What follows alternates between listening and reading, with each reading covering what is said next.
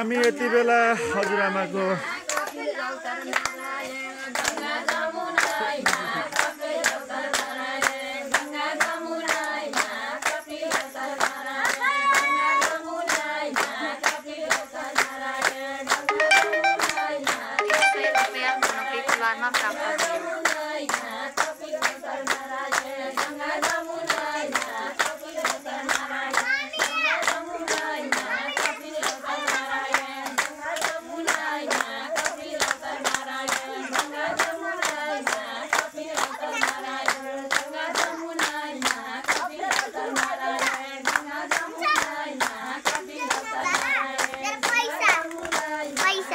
किन चाहियो घर चाहिँ किन चाहियो